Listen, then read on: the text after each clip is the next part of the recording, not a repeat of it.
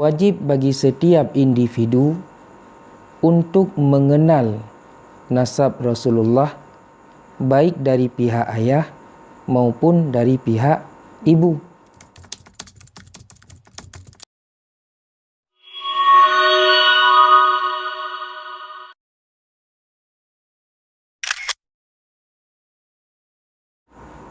Assalamualaikum warahmatullahi wabarakatuh. Selamat datang di channel Umia. Alhamdulillah, pada kesempatan ini kita akan berbincang-bincang dengan Abia sebagai pimpinan dayah Raudhatul Hasanah Al-Waliyah dengan topik nasab Rasulullah Sallallahu Alaihi Wasallam. Baiklah, boleh Abia jelaskan kenapa sih Abia mewajibkan kepada seluruh santri Raudhatul Hasanah Al-Waliyah untuk menghafal nasab Rasulullah? Bismillahirrahmanirrahim. Dalam sebuah kitab tauhid, iaitu kitab yang menjadi pegangan masyarakat, juga menjadi kitab wajib yang dipelajari di berbagai dayah, iaitu kitab Kifayatul Awam karangan Syekh Muhammad Al-Fudhali. Beliau adalah salah seorang masyayikh Al-Azhar atau guru besar di Al-Azhar. Di dalam kitab Kifayatul Awam terdapat penjelasan bahawa wajib bagi setiap individu untuk mengenal nasab Rasulullah baik dari pihak ayah maupun dari pihak ibu. Dari pihak ayah diwajibkan untuk mengenal sampai kepada Adnan. Adapun dari pihak ibunda diwajibkan untuk mengenal sampai kepada pihak Kilab. Karena nasab Rasulullah daripada pihak ayah dan dari pihak ibu ini bertemu pada Kilab. Kemudian dari Kilab hingga sampai kepada Adnan, maka itu sama. Kewajiban adalah berlaku kepada orang yang sudah mukallaf, orang yang sudah dewasa. Maka ketika kita wajibkan kepada anak-anak, sama dengan ketika mereka sudah mukallaf, ketika mereka sudah dewasa, maka kewajiban itu sudah terpenuhi.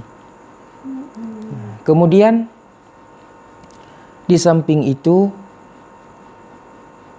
bagi wali santri atau orang tua daripada santri itu sendiri, akan terhafal dengan sendirinya nasab Rasulullah baik dari pihak ayah maupun dari pihak ibu, dengan sebab anak-anaknya mengulang hafalan di rumah. Dan sudah ada laporan beberapa wali santri yang terhafal karena mendengar anak-anaknya mengulang-ulang hafalan. Anak-anak sambilan menghafalnya, orang tua juga ikut. Ya. Tapi tadi kan Abia bilang Abia mewajibkan santri dari Nabi Muhammad hingga Adnan. Sedangkan misal dari pihak ibu sampai Kilab. Ya. Tapi kenapa Abia mewajibkan hafalannya dari Nabi Muhammad SAW hingga Nabi Adam alaihissalam? Jadi ada beberapa pendapat ulama tentang mengenal nasab Rasul setelah Adnan hingga sampai kepada Adam. Ada beberapa pendapat. Ada ulama yang membolehkan, ada ulama yang tidak membolehkan, artinya memakruhkan. Karena setelah Adnan itu ada beberapa nama yang tidak disepakati. Begitu. Ada yang berbeza hingga sampai 5 nama. Kemudian ulama yang membolehkan di antara lain ini tersebut di dalam kitab Tahqiqul Maqam, iaitu sebuah kitab tauhid yang dikarang oleh Syekh Ibrahim bin Muhammad bin Ahmad Al-Bajuri atau Imam Bajuri, lebih terkenal dengan Imam Bajuri. Beliau merupakan ulama besar Al-Azhar, Syekhul Azhar, dan juga pernah menjabat sebagai rektor Al-Azhar yang ke-19. Kitab Tahqiqul Maqam ini beliau tulis, beliau karang untuk menerangkan atas karangan guru beliau, iaitu Syekh Muhammad Al-Fudhali yang tadi pengarang kitab Kifayatul Awam. Maka Syekh Ibrahim Al-Bajuri ini adalah merupakan murid daripada Syekh Muhammad Al-Fudhali, dan beliau juga mensyarah kitab Kifayatul Awam yang dikarang oleh guru beliau. Di dalam kitab Tahqiqul Maqam terdapat penjelasan bahawa di antara nama-nama ulama yang membolehkan untuk mengenal nasab Rasul setelah Adnan hingga sampai kepada Adam itu adalah Ibnu Ishaq. Ibnu Ishaq ini adalah ulama generasi pertama yang menulis tentang kitab sejarah. Kemudian ada ulama sejarah lain yang juga membolehkan, iaitu Ibnu Jarir dan juga ulama-ulama lainnya. Kemudian ada juga ulama yang tidak membolehkan, artinya memakruhkan mengenal nasab Rasul setelah Adnan hingga kepada Adam, iaitu Imam Malik.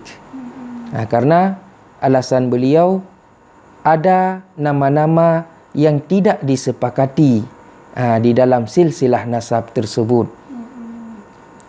Maka dalam hal ini kami mewajibkan kepada anak-anak atau santri Raudhatul Hasanah untuk mengenal hingga sampai Adnan hingga seterusnya sampai Adam ini berpatokan pada nasab yang ditulis di dalam kitab Sirah Ibnu Hisham.